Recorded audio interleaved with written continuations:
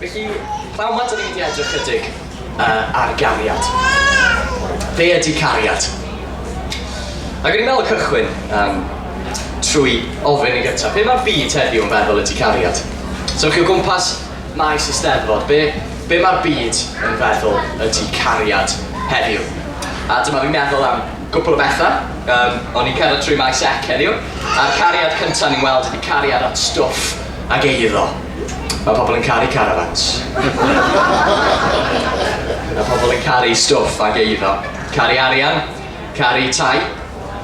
A wedyn math arall o gariad, o'n i'n meddwl amdano fo, ydy cariad at teulu a ffrindiau. Dyn ni'n caru'n ffrindiau gorau ni, ein teulu ni, a jyst ni'n ffrindiau ni'n gyffredinol. A wedyn o'n i'n meddwl wedyn, math arall o gariad, yn ein cymdeithas ni heddiw ydy cariad romantaidd. Y cariad rhwng gŵr a gwraig sy'n cyrraedd ei uchafbwynt mewn priodas. A un o fy hoff gantorion yn y byd, cyrrwch yn y beidio, ydy Lionel Richie. Mae hwnna mor embarrassing yndi. Ond mae Lionel Richie'n canu am y cariad romantaidd yma trwy'r adeg. Once, twice, 3 times a lady. Hello, is it me you're looking for? Ond mae yna gariad arall. Mae yna gariad arall. Cariad rhyfeddol. A fedrwn ni gymryd pob cariad dyn ni newydd siarad amdano fo. Ac os dyn ni'n gosod o wrth ochr y cariad yma dyn ni'n mynd i edrych yno fel bore yma, mae'n edrych yn bitw ac yn fach iawn. Os dyn ni'n gosod cariad at eiddo, wrth ymwneud y cariad yma, mae'r cariad yma lot mwy. Cariad at deulu a ffrindiau, mae'r cariad yma lot mwy. A cariad romantaidd hyd yn oed, mae'r cariad dyn ni'n mynd i siarad amdano fo bore yma lot mwy. Dyn ni'n mynd i siarad bore yma am gariad Duw tuag at bechaduriaid yn ei fab Iesu Grist. A dyma'r cariad mwyaf erioed. Lle bynnag ewch chi? Lle bynnag ewch chi bnawn yma? Ewch chi byth glywed am gariad mwy na'r gariad yma. Fi dyn ni'n mynd i droi pnawn yma at gwbl o adnodau hyfryd iawn. Yn 1 Ioan 4 yn benodol. Dwi wedi ganolbwyntio'r un adnod.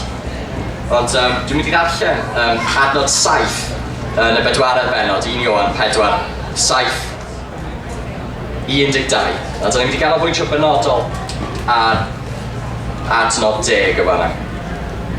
Felly ni ddarllen o. Gyfeillio'n annwyl, gadewch i ni garu ein gilydd. Oherwydd o Dduw y mae cariad, ac y mae bob un sy'n caru wedi eni o Dduw, ac yn adnabod Duw. Y sawl nad yw'n caru, nid yw'n adnabod Duw, oherwydd cariad yw Duw. Yn hyn, y dangoswyd cariad Duw tuag atom. Bod Duw wedi anfon i unig fab i'r byd, mwyn i ni gael byw trwyddo ef. Yn hyn, y mae cariad. Nid yw bod ni wedi caru Duw, ond yw bod e wedi'n caru ni, ac wedi anfon i fab i fod yn iawn dros ein pechodau. Gyfeillio'n annwyl, os yw Duw wedi'n caru ni fel hyn, bydd o'n ninnau hefyd garu ein gilydd. Nid oes neb wedi gweld Duw erioed, os ydym yn caru ein gilydd, y mae Duw yn aros yno, ac y mae gariad ef wedi ei berffeithio ynom ni. Mae hwn yn ddarn hyfryd iawn o'r Beibl. Darn sydd wedi bod yn bwysig iawn yn fy nhaith ysbrydol i wrth i mi ddod i nabod yr arglwydd Iesu. Felly, dyn ni'n mynd i fynd mewn, a dyn ni'n mynd i weld be mae Duw yn deud yn yr adnodau yma. A beth cyntaf dwi eisiau deud, a dwi eisiau ni feddwl amdano fo bore yma, ydy'n syml hyn, bod Duw yn caru pobl sydd ddim yn caru fo. A Duw yn caru pobl sydd ddim yn ei garu fo. Os da ni ddarllen yr adnod eto, darn cyntaf. Nid ein bod ni'n caru Duw, ond i fod ef wedi'n caru ni. Hynny'r gwir amdani, di pobl yn naturiol ddim yn caru Duw. Di pobl yn naturiol ddim eisiau Duw, na dyn. Dyn ni wedi cael ein creu i'n abod y Duw yma, i fyw mewn perthynas efo'r Duw yma, ond dyn ni mor aml yn anwybyddio. Mae yna gymaint o ddyddiau mewn heibio ni'n bod yn ni, lle dyn ni ddim yn meddwl am Dduw. Heb sôn am gadael ti beth mae Duw isio. Mae Duw wedi datguddio yn y Beibl y ffordd mae eisiau ni fyw. Ond dyn ni gyd yn gwybod bod ni ddim yn byw fel yna. Mae'r Beibl yn gael y hwn yn bechod. Bod ni wedi gwrthryfel yn erbyn Duw, bod ni wedi Di sodli Duw yn ei bod yn ni fel brenin a di gwneud ni'n frenin. So ni'n caru Duw cyn lleid. Ynddo? A dwi eisiau ni wybod hyn heddiw, dwi eisiau ni feddwl am hyn heddiw. Oherwydd nid ein bod ni'n caru Duw. Mae Duw yn caru ni, ond mae Duw yn dewis caru ni. Mae Duw yn dewis caru ni gweitha yr anwybyddu dyn ni wedi wneud. Gweitha yr holl bethau drwg yn erbyn mae Duw isio dyn ni'n wneud. Mae Duw yn dewis caru ni. Mae Duw yn caru pobl sydd ddim yn ei garu fo. Ond ail beth dwi eisiau dweud o'r adnod yma ydy bod yn anhygoel bod Duw yn caru. Mae'n anhygoel bod Duw yn caru. O'n i'n meddwl am hyn neithiwr, ac o'n i'n meddwl am y pafiliwn hyfryd pink sy'n dod i ben flwyddyn yma. Flwyddyn nesaf, mae yna pafiliwn gwyrdd, neu rhywbeth yn dod. O, dwi'm yn siwr. Yn y pafiliwn, pri bach ar dôr pafiliwn. Mae'r pri yn beth mor fach yndi, ar dôr pafiliwn. Os ydych chi'n ista yn gwylio canu cer dant neu'r cor, fedrwch chi'n gweld y pri. Ond meddylwch os bysych chi'n caru'r pri na. Os hwnna'n beth rhyfedd. Beth rhyfedd iawn. Ond i gymharu fo'r pri bach ar dôr pafiliwn, da ni'n byw mewn bydysawd lot mwy. Mae yna sêr ar ben sêr, a planedau ar ben planedau.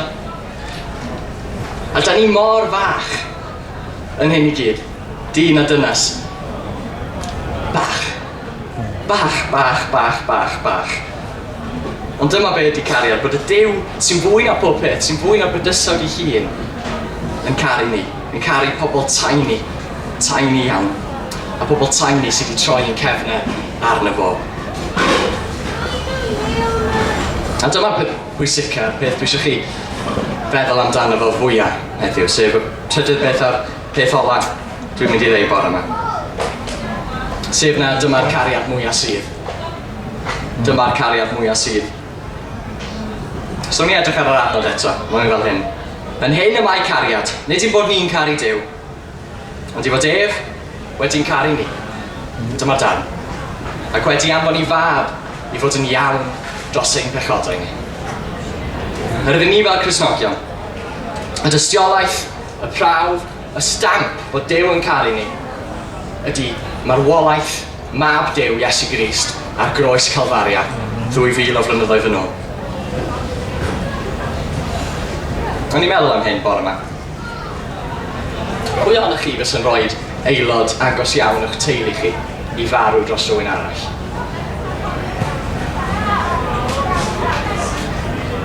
Fysych chi'n rhoi'ch mab i farw dros rhywun arall?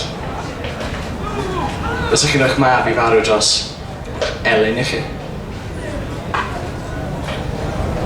So neb ond yn ni gwneud hynny. Ond mae Duw wedi gwneud hynny.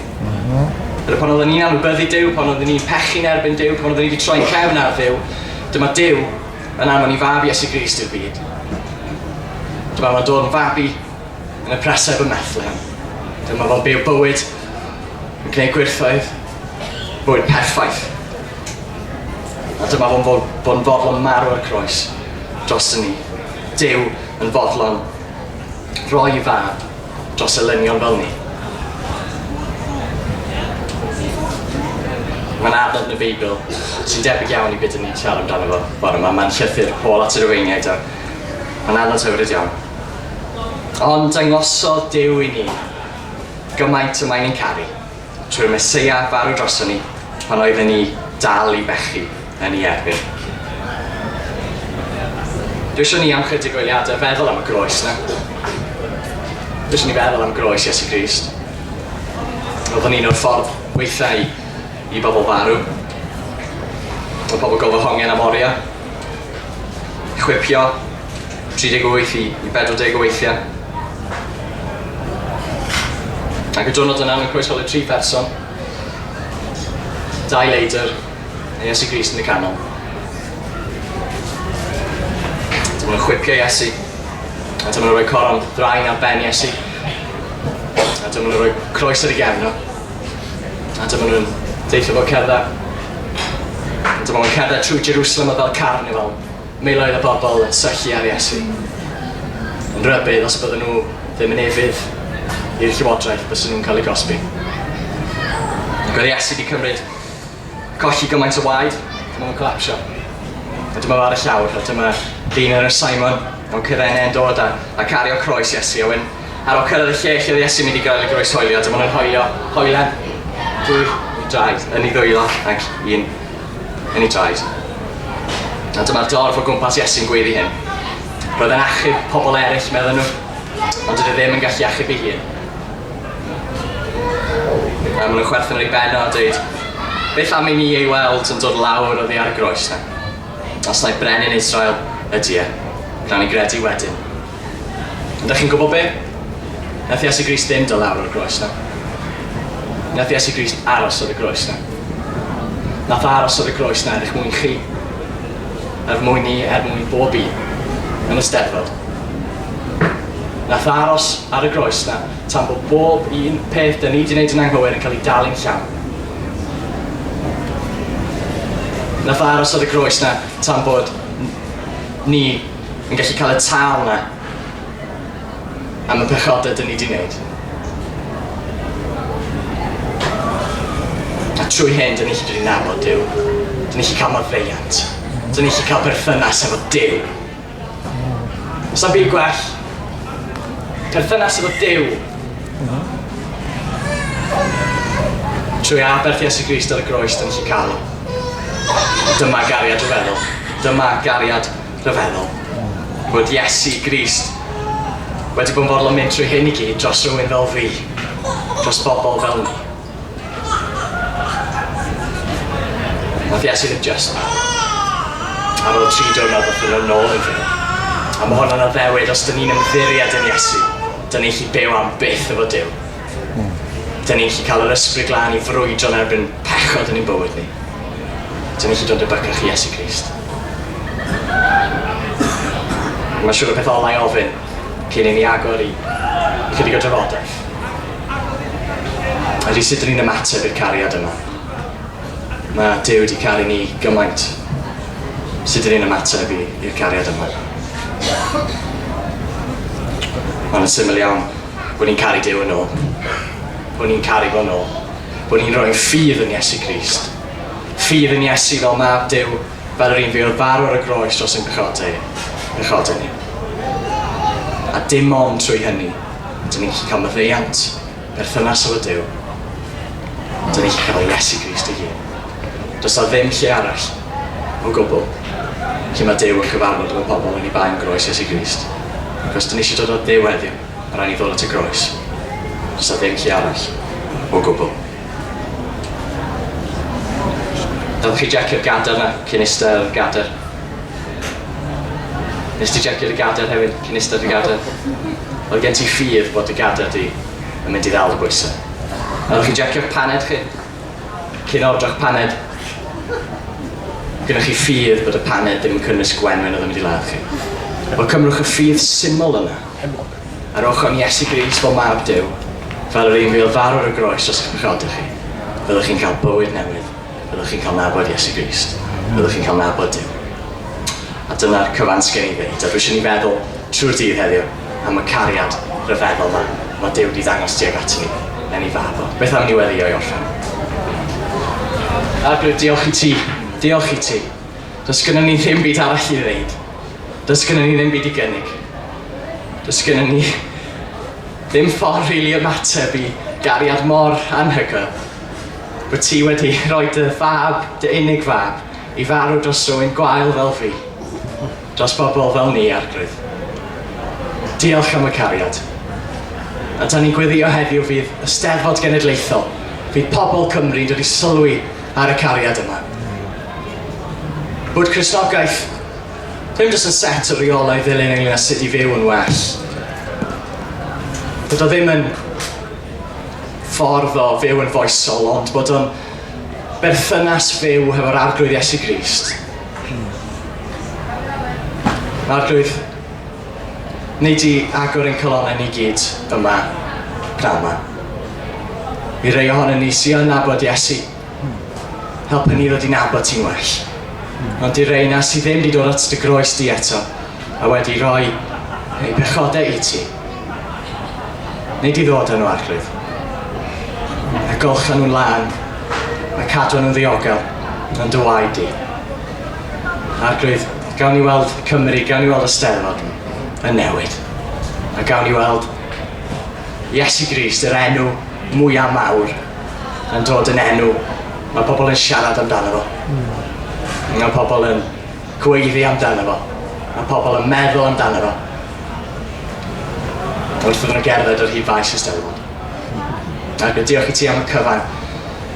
Diolch i ti am y cyfan. A'n heiddiant i'n arglwydd Iesu Grist. Amen. Amen. Dwi'n meddwl bod ni'n agor rwan i